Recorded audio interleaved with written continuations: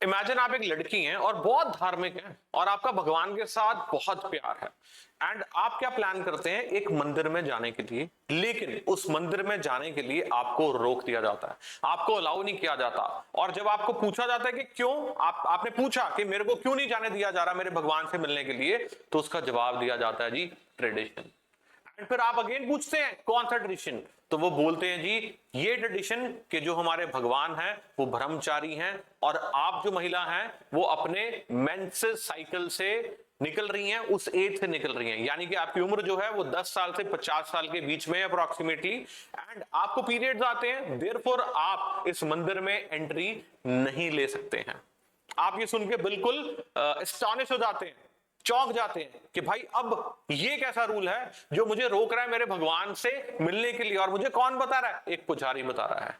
यही केस था साबरीमाला टेंपल का केस, जिसको हम क्या बोलते हैं, Indian young lawyers association versus state of Kerala 2018 case. Very important for your exam guys. Welcome to our cases की सीरीज, जिसमें हम हर हफ्ते एक मुद्दे के ऊपर सारे केस डिस्कस करते हैं। पिछले हफ्ते हमने एलजीबीटी कम्युनिटी पे डिस्कशन की थी, इस हफ्ते हम किसके ऊपर कर रहे हैं, विमेन राइट्स के ऊपर, डिग्निटी के ऊपर, ऑटोनॉमी के ऊपर केसेस डिस्कस कर रहे हैं। सो रोज रात को 10 बजे आपको हमारा टाइम पता ही है, जिसमें हम सारे केसेस डिस्कस करते हैं। अब गाइस यहां पर क्या हो रहा है, the case that protects professional independence of lawyers in India. अब देखते हैं कि क्या हुआ था इस केस में। And before moving ahead guys, let me tell you all of you कि भाई मैं समझता हूं कि बच्चों के ऊपर बहुत टॉल आता है आईएएस की इतनी महंगी तैयारी। ओके चलिए आपसे पूछता हूं एक बात, डोंट यू थिंक आईएएस की तैयारी अननेसेसरीली इतनी ज्यादा एक्सपेंसिव कर दी गई है? जब टेक्नोलॉजी का जमाना, तो लाखों रुपए की फीस क्यों ली जाती है? ऐसा नहीं है हम नहीं लेते हैं, we also charge, but at least we are thinking on this. और इसी सोच के साथ हमने कुछ ऐसे कोर्सेज भी लॉन्च किए हैं जो सिर्फ कुछ हजार रुपए के हैं, जैसे कि ये कोर्स हमारा यूपीएससी का फुल फ्लेजेड कंप्लीट कोर्स सिर्फ और सिर्फ 10,000 का। लेकिन कब, जब आप कोड लगाएंगे ABH01। अब ये लगाना कहां पर कोड है, अपने फोन पे कहां जाके लगाएंगे, आप हमारी वेबसाइट launchpadeducation.in पर जाके ABH01 लगाएंगे कोड, अपना कोर्स सिलेक्ट करके, तब आपको ये 10,000 का कोर्स मिल जाएगा, अप्रोक्सीमेटली 9,999। या फिर आप हमारी एप्लीकेशन डाउनलोड कीजिए। कौन सी एप्लीकेशन है हमारी, आप सभी को पता है, iOS यूजर्स के लिए माई इंस्टीट्यूट ऐप, एंड्रॉइड यूजर्स के लिए लॉन्चपैड एजुकेशन ऐप। तो डाउनलोड कर लो अभी, एप्लीकेशन डाउनलोड करने का कोई इतराज नहीं है आपको, एंड वहां पर कुछ डेमोस भी आपको नजर आएंगे, आप वो भी देख सकते हैं। ओके चलिए आगे चलते हैं, बढ़ते हैं। अब ये क्या कह रहा है, can a tradition restrict women's constitutional right? अब देखो, जैसा कि मैंने बताया, you can not enter this temple, आपको बताया गया है, not because you have done something wrong, not because you are a women, but because you are a women of particular age. कुछ गलत नहीं किया, but you are women of particular age. You ask why, उसका answer क्या दिया जाता है कि ये हमारा क्या है, ट्रेडिशन है। अब कॉन्स्टिट्यूशनल क्वेश्चन क्या आता है कि क्या एक ट्रेडिशन जस्टिफाई कर सकता है वुमेन को एक्सक्लूड करना, जबकि संविधान जो है वो हमें प्रॉमिस करता है, कॉन्स्टिट्यूशनल संविधान में प्रॉमिस करता है क्या, इक्वालिटी। हमें आपसे क्या सवाल पूछ रहा हूं, धर्म बड़ा कि संविधान बड़ा? बहुत सारी डिबेट्स पे आपने देखा है कि रिलीजियस गुरु बोलते हैं धर्म बड़ा, भाई सबसे बड़ा धर्म है। कोई कहता संविधान बड़ा, कोई कहता धर्म बड़ा। अब बात यह है कि अगर एक धर्म किसी भी लड़के या लड़की को, या हम इस एग्जाम्पल में लेके चलते हैं, लड़की को इजाजत नहीं देता है, इक्वालिटी नहीं ऑफर करता है, उसको मना करता है मंदिर में एंटर करने से, किस रीजन की वजह से, कि हमारा ट्रेडिशन ये कहता है कि जो लड़कियां अपने मेंस्ट्रुअल साइकिल से निकलती हैं जिस उम्र की, यानी कि 10-12 साल से लेके 40 साल 45 साल जितनी भी उम्र तक, वो कभी हमारे मंदिर में नहीं आएंगी। उसके बाद आपकी उम्र है तो आप आ सकते हैं, उससे छोटी आपकी उम्र है तो आप आ सकते हैं। तो कॉन्स्टिट्यूशन क्या कहता है, राइट टू इक्वालिटी, लेकिन धर्म क्या कह रहा है, इक्वालिटी नहीं ऑफर की जाएगी। तो इन दोनों के कॉन्फ्लिक्ट को कौन सॉल्व करेगा भाई, सुप्रीम कोर्ट सॉल्व करेगा। अब सुप्रीम कोर्ट भी कई बार कहता है कि रहने दे भाई, इंटरफेयर ना कर, लेकिन कुछ जजेस कहते हैं नहीं भाई दे इक्वालिटी। अब देखते हैं इस केस में क्या हुआ था। Okay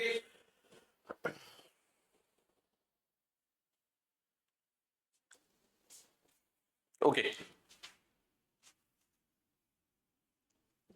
So there was that was a central question in the Sabrimala case. यही Sabrimala case का क्या था, central question था. So Sabrimala temple in Kerala is dedicated to Lord Ayyappa. Lord Ayyappa को dedicated है, who is traditionally regarded as नैष्ठिका, Brahmachari and eternal सेलिब्रेटर। तो वो जो मंदिर है किसका है, लॉर्ड अयप्पा का है, जिनको ट्रेडिशनली रिगार्ड क्या किया जाता है, नैष्टिका ब्रह्मचारी, यानी कि eternal celebrate. Okay fine, you understand. ब्रह्मचारी मतलब उनको औरतों से थोड़ा दूर रहना होता है, जैसे कि हनुमान, लॉर्ड हनुमान है। ओके, ब्रह्मचारी। सो ट्रेडिशनली विमेन रफली बिटवीन, अब आपके पास अगर धर्म की भी बात करें ना, आपको दो एक तरह से नजर आते हैं ना चीजें, जैसे भगवान कृष्ण वो आपको गोपियों में नजर आएंगे, लेकिन कुछ भगवान है जो कंप्लीटली ब्रह्मचारी का रूप लेके रखते हैं या फिर लड़कियों से दूर रहते हैं। तो उनमें से एक कौन थे? Lord Ayyappa. So 50 years of age, we are restricted women entering the temple. इनके टेंपल में जो इस उम्र की महिलाएं रफली, उनको जाने से मना किया जाता था। और इस प्रैक्टिस को क्या बोला जाता था? That women of menstruating age should not enter, because जो लॉर्ड अयप्पा हैं वो सेलिब्रेट नेचर के, मतलब वो ब्रह्मचारी हैं, तो इसलिए आप मत जाइए इस मंदिर में। आप अगर जा रहे हैं तो उनका डिसरिगार्ड है, उनकी डिसरिस्पेक्ट है। चैलेंज बहुत सिंपल कि जो रिलीजियस ट्रेडिशन है वो विमेन को क्या कर रहा है? एक्सक्लूड कर रहा है भगवान को वर्शिप करने के लिए, जस्ट बिकॉज कि वो विमेन है एंड उसके बायोलॉजिकल कैरेक्टरिस्टिक्स है। यही तो सवाल था ना। अब देखिए मैं क्या बोलता हूं, धर्म क्या वुमेन को मना कर सकता है कि तू ये रिलीजियस प्रैक्टिस ना कर? हमने घर में भी देखा ना, क्या देखा है कि अगर लड़की मेंस्ट्रुअल साइकिल से निकल रही है या फिर उसके पीरियड्स चल रहे हैं तो बोल दिया जाता है कि तू मंदिर को टच ना कर, तो इम्प्योर है। भाई जो लड़की जन्म दे रही है, जो बेसिकली जननी है, और जननी क्यों है? Because of that process only, और उस प्रोसेस को हमने क्या बोल दिया? इम्प्योर बोल दिया। ये कैसे हो सकता है? ये तो हमारे डबल स्टैंडर्ड्स हुए ना, उसी के कारण तो बच्चे पैदा हो रहे हैं, उसी के कारण तो संसार चल रहा है, और वही इमेच्योर हो गया। तो फिर तो लड़का भी इमेच्योर हो गया, क्योंकि वो भी तो उसी वूम से पैदा हो रहा है। फिर तो लड़का लड़की सब इम्प्योर हो चुके हैं, isn't it? अब इस केस में भी हमें यही चीज देखने को मिल रही थी, साबरी वाला केस में, जिसमें क्या बोला गया कि लड़की तो एंटर नहीं कर सकती है, लड़कियां एंटर नहीं कर सकती है जो मेंस्ट्रुएटिंग एज से निकल रही हैं। अप्रोक्सीमेटली 10 साल से लेके 50 साल की उम्र के बीच में आपकी उम्र है, आप ना जाइए मंदिर के अंदर, क्योंकि लॉर्ड अयप्पा जो है वो ब्रह्मचारी हैं। आपके जाने से उनके जो ब्रह्मचारी वाला उनका जो रूप है वो क्या होता है? भ्रष्ट होता है। Okay, So the Indian Young Lawyers Association challenged the practice before the Supreme Court. Supreme Court के सामने उन्होंने चैलेंज कर दिया। पिटिशनर ने आर्ग्यू किया कि एक्सक्लूजन जो है वो वायलेट करता है फंडामेंटल राइट्स को। आप उनको एक्सक्लूड करें ना विमेन को, तो फंडामेंटल राइट, आप मेन को क्यों नहीं बोल रहे कि मेन तू ना जा, तू भी बाहर जा? क्यों? मैं तो कहूंगा मेन, अगर लड़कियां एक मेंस्ट्रुअल साइकिल से निकलती है, देखो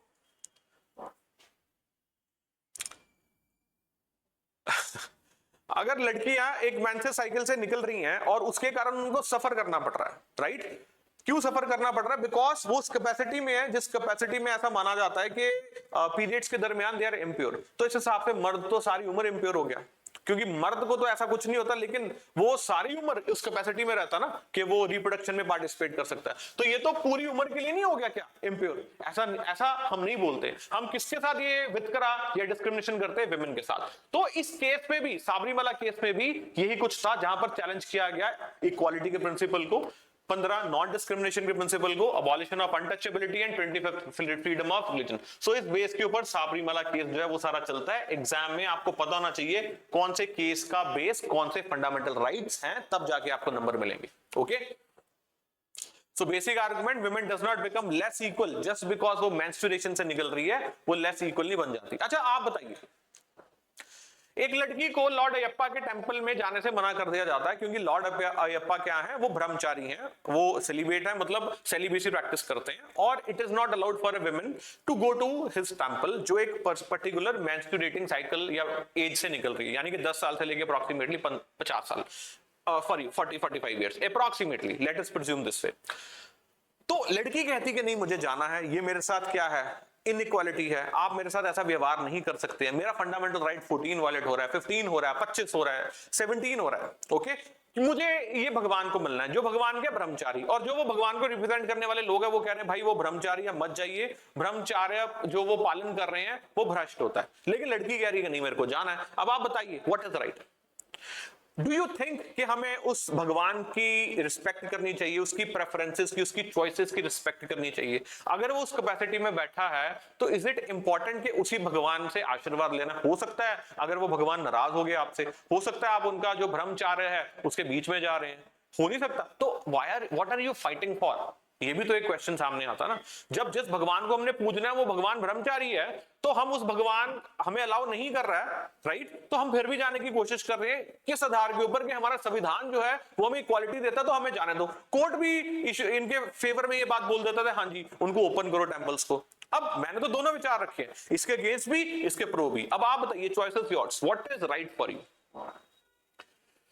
So the restriction they argue was connected to unique nature of Lord Ayyappa worship, therefore deserved protection under Article 25. So court ने फेस किया difficult balance, women equality versus religious freedom के ऊपर court ने क्या किया, ये सफर किया, मतलब बैलेंस किया। 5 जज कॉन्स्टिट्यूशनल बेंच आ गया, delivered its judgement in 2018। Majority ने क्या बोला, इक्वालिटी बेस्ड अप्रोच के, हाँ जी इक्वल अप्रोच रख लो, इक्वालिटी दो विमेन को, उनको भी जाने दो। जस्ट बिकॉज वो विमेन है तो वो नहीं जाएंगी, जस्ट बिकॉज वो मेंस्ट्रुएटिंग एज में है तो वो नहीं जाएंगी ना। डिग्निटी दो, menstruation can not become a basis for denying women dignity and equal status. तो ये कुछ कीवर्ड्स हैं, इक्वालिटी, डिग्निटी, ऑटोनॉमी। देखो 3 कीवर्ड्स बता रहा हूं आपको गाइस, 3 कीवर्ड्स बता रहा हूं, पेपर में लिखते रहना जब भी राइट्स की बात है, विमेन राइट्स की बात है। नंबर 1 इज इक्वालिटी, आपको ये शब्द पी जाना है, और जब इक्वालिटी की हम बात कर रहे हैं article 14 automatically comes into picture. फिर मैं क्या बात कर रहा हूं आपके साथ, डिग्निटी की बात कर रहा हूं। तीसरा शब्द क्या है, ऑटोनॉमी की बात कर रहा हूं। तो ये 3 शब्द आपको अच्छे से समझ लेने हैं, इनसे मिलते जुलते सारे फंडामेंटल राइट्स कौन कौन से रहेंगे आपके लिए। आपके लिए 19 भी रहेगा, 21 भी रहेगा, 17 भी रहेगा, 15 भी रहेगा, 14 भी रहेगा। आपको इसको बिल्कुल भी नहीं भूलना है, और ये आपके एग्जाम के लिए क्या होंगे, कीवर्ड्स। ओके, सो आगे चलते हैं। रिलीजियस फ्रीडम, ट्रेडिशन के बेस के ऊपर आप डिसअलाउ कर रहे हैं, no not allowed. So court की जो डिसीजन था 4-8 से था, और इन्होंने फेवर किया औरतों को और बोला कि नहीं कोई फर्क नहीं पड़ता, चाहे मेंस्ट्रुएटिंग एज से है नहीं है, यू गो जाके लो लॉर्ड अय्यप्पा का आशीर्वाद लो, अगर वो देते हैं तो of course you need to see that कि वो दे रहे हैं नहीं दे रहे हैं, वो कोई ऑफेंड तो नहीं हो गया इस बात से। सो एनीवेज, सो डिसेंट क्या था, इंदु मल्होत्रा जो कि खुद एक विमेन थी गाइस, बड़ी इंटरेस्टिंग बात है इस केस में।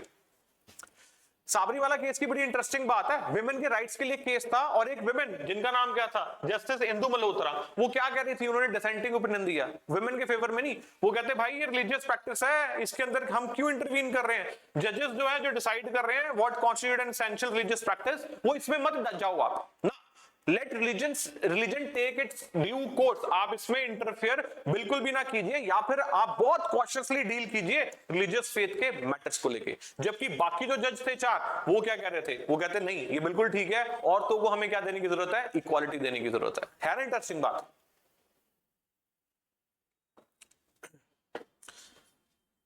ओके, सो इंपैक्ट क्या था, the judgment triggered enormous debate and the protest. Judgment ने क्या ट्रिगर किया, enormous debate and protest trigger किया। Supporters saw it as a major victory for gender equality, opponents ने देखा कि judicial interference in religious belief. So case therefore became what, much bigger. So it impacted, it became a debate about what, gender equality की debate बन गई, religious freedom, constitutional morality. तो ये सारी चीजें हमें पिक्चर में देखने को मिली कि ये क्या था। अब क्रिटिसिज्म क्या हुआ कि कोर्ट को फेथ में इंटरफेयर करना चाहिए। सपोर्टर्स ने क्या बोला